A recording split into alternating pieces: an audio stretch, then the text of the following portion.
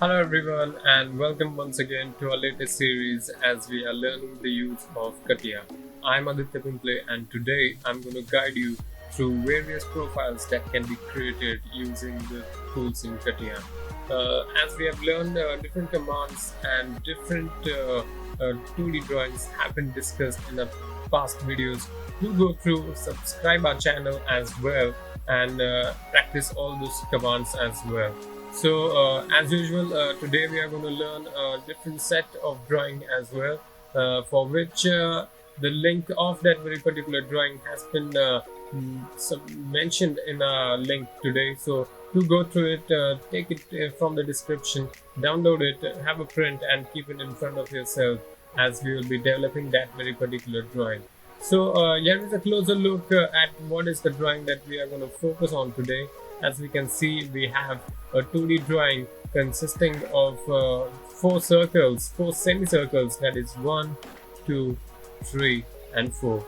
We also have two lengths as well, the length here, the length here, and we also have another length which is here. It is a combination of this very particular drawing, and once this 2D drawing is developed, it is then converted into a 3D model by this very particular dimension. Here we can see we also can very much see that the symbols have been mentioned up. This is the symbol for the first angle projection method, and we can see the size of the sheet as well. So let us go through and practice it, and how could this very particular drawing be created. As we can see, we will first of all will have to draw the big circle of 40 mm radius. Remember, keep in mind these are radius and not diameters, so make sure that you adjust it according to the needs as well. So first of all, we will draw this very particular circle in CATIA. So let us practice it, for which we will open up one of the planes. We will open up plane XY. The reason I will mention it later on, because it is a horizontal figure, so we will have to change the directions of H and we have to swap it, and we will press OK. As we have learned that our first step will be to draw a circle of radius 40, so keep in mind of it. So radius, and I will write here 40, and then I will just keep this very particular circle around about here. Then we will turn back to our drawing. Once we have drawn a circle of radius 40, we will then draw another circle which is at radius, which is of radius 20. So let us draw a circle of radius 20. So let us return back to CATIA and then circle of radius 20. Pressing enter, and this is how it's been implemented. Now, if we can clearly see that there is a tangent that passes through both the lines, so we will have to make sure that we draw tangent. Now, it is a really simple procedure. We have an option present here, and that is by tangent line. So we will select both the circles, that is this circle, and we will select this circle, and it actually creates a cross. So be careful that we don't create a cross. Click on the upper side of both the circles.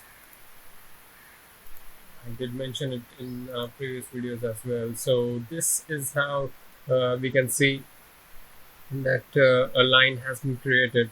However, this line has been given certain dimensions. Here we can see it is 100 mm. So we will return back, and we will then use the constraint, and we will then name it as by default it's come 173. Double clicking on it will then make sure it goes to 100, and then pressing OK. So here it is. We have now pressed 100. So we will return back to our drawing. We have created this very particular point. So now there is a semicircle, another semicircle which is present here, which is of radius 10 mm. So a semicircle of radius 10 mm will now be constructed. Circle of radius 10 mm. Now remember that very particular circle is tangent to this circle. If you pay closer attention, Here you can see it is actually tangent, and then it is converted into a semicircle. So we will learn about it, how it is converted. We have learned in the previous video, by the way, how to convert it into a semicircle. So next step, we will now construct this side, and then we will return back to this side as well. So for which we have a radius 25 circle. So we will draw a circle of radius 25. Circle now of radius 25. Here it is, and it is somewhat about at this distance. And then there is a tangent passing through both the circles. So we will again use this by tangent option, clicking on both the circles, and here we have a tangent has been created. However, the length of this tangent is 110, so we will convert it into a length, and that is 110, and pressing enter. So this is how it's created now. So again, it's not a close figure, because here we can see clearly there is empty space here. So we'll return back to a figure. Here we can now see there is a tangent that is passing through this semicircle and this big radius 25 circle. So we have to draw a tangent now passing through both these circles. So let us draw a tangent then. So here we can see, we'll use this option. So there it is, a tangent has been created. So this is the tangent that we have created. However, we can see the length of this very particular tangent. It is 35.98 mm. 35.98 mm. So we will constrain it by giving 35.98 mm. So this is how it gets constrained now. This is how the drawing has been created. However, there is unwanted part as well present here.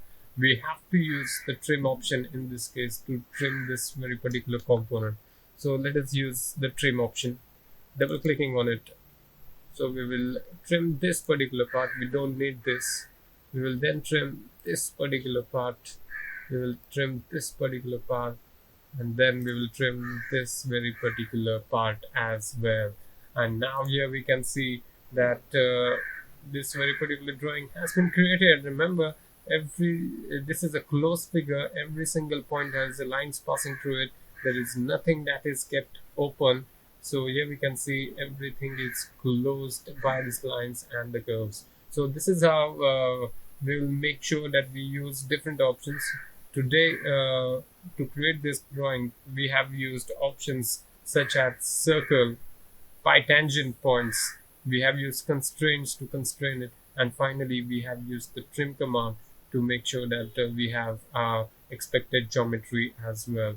So this is how geometry will be created. Now the lines appear white only because none of these curves have relationship with the origin. Once they have relationship with the origin, they become green.